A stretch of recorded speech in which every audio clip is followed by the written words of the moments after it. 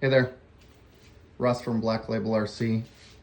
Just wanted to show you the new banner and go over some stuff on my Midwest Phoenix 26 chassis.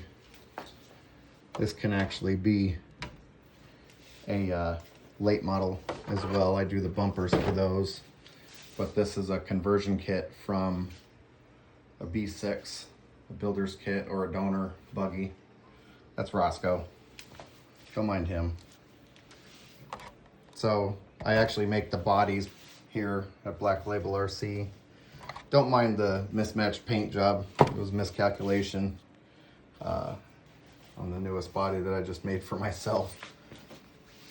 This is the second version of this chassis that I've made. It's got lots of offset, lots of options, lots of adjustability.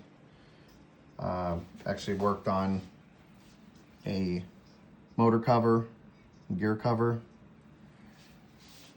It has a carbon fiber Black Label RC motor plate with the fan mount.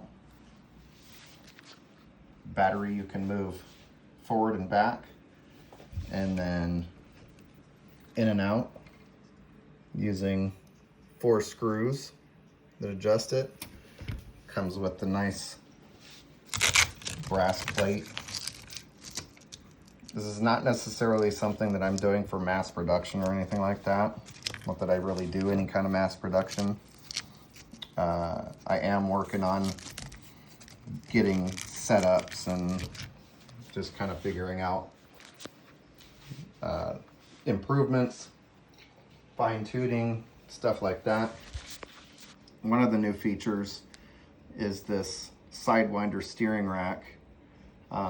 It's the third version of it. The first one I made just a carbon bar, and that worked fine, but I wanted to kind of make sure it stayed a little more stable, so that I made it out of aluminum, and that seemed to actually wear more with the bearing flanges, so I changed it out to this.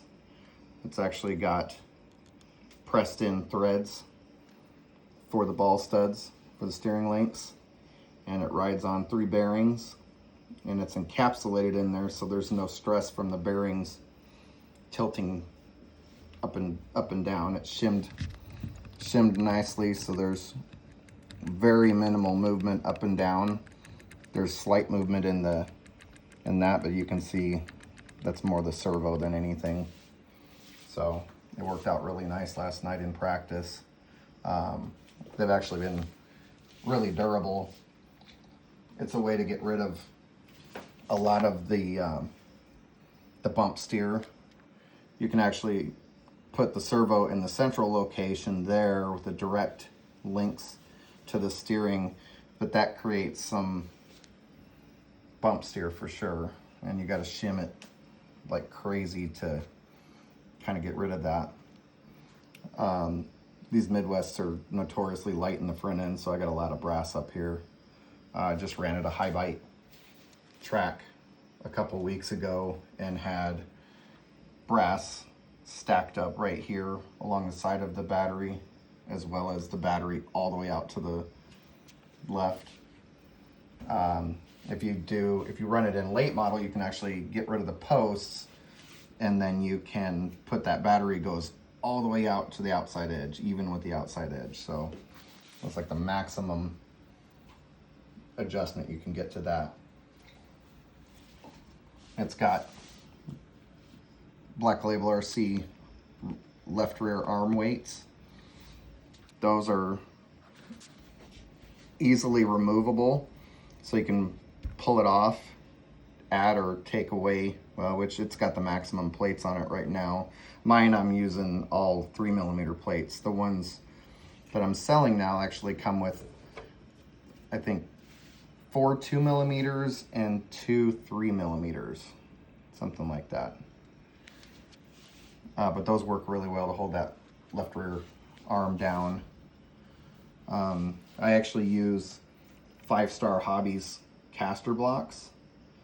That's one of the things I'm trying to figure out, is a way to do that to where it's all in-house. I love the way his stuff works, but I'd also love to make this just a Black Label RC car. I have a sprint car as well that's a conversion that uses the Vision RC kick-up for their off-road carbon conversion chassis. That keeps all the stock steering and everything like that. The car works really well. But again, that's kind of something I want to work out where I don't have to use another manufacturer's parts, even though, you know, I'm using all the running gear from Associated. But these have an advantage over a lot of the kit cars. They seem to be more durable. Arms don't break. This thing has taken some impacts. This is the second car that this kit has been, second chassis that this kit has been on. And I haven't really had any breakage. It does use the Custom Works rear arms. They've got a big bad patent, so not really any getting around that, and their stuff works fine. So you run with what works. Another feature, this is to help increase rear toe, actually offset the C block 2 millimeters. So that way I can get a lot more angle on the left and rear arms to angle them in and out. This is the adjustable rear mount that comes on this. It's the same bar that goes for the street stock kits, but this mount is specifically for the B6 cars, which I'll probably eventually incorporate into the street stock kit. It just takes some extra parts, and you don't necessarily need that bottom brace with the standoffs. Mine's shimmed just because I didn't have the right size standoffs for that. But it mounts right to the back of the transmission. Other than that, that's the Black Label RC Midwest bumper. That comes with the Midwest kit. I actually do buggy mod conversion, so it would mount to a stock buggy chassis. Basically, it's kind of mounting it like the street stock kit, just with a different body and different bumper. I like to have an upper bumper on this. It just makes it strong, protects the nose, doesn't get all beat up. Everything, all the body panels are machined on my CNC router. Accurate holes, they're the right size, they line up. You don't have to drill them, you don't have to cut bodies. The only thing you have to do is cut out the wheel wells and the holes to mount on the car for the posts. They actually come with the body braces. These are different ones than I normally do a universal one, which is a little bit shorter. They're that size. These are just ones that I've been taking from body to body. They're titanium. They will bend, but you can bend them back into shape. You can see this one's a little bent. I actually do carbon braces as well. And the carbon stands up really well. I have those on the top wing on my sprint car. I think I've only broken one of those. Usually the breakage ends up being these little eyelets. If they bend back and forth a lot, ultimately they're gonna break. But, you know, they stand up to the abuse. They protect your body.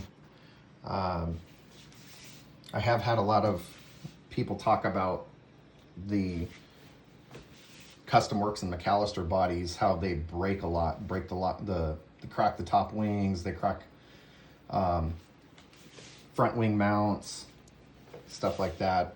I think a lot of it has to do with the parts that are vacuum formed. You heat them up and it's going to change the properties of the Lexan, and it's going to ultimately make it a little more brittle.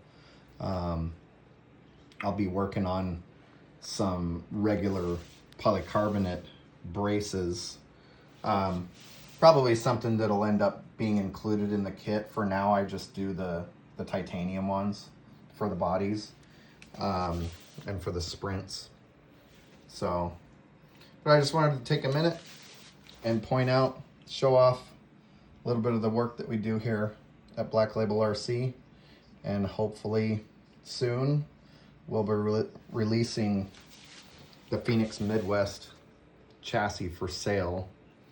I mean, I will make them if somebody wants one. I can make them. I'm just not stocking them or anything like that.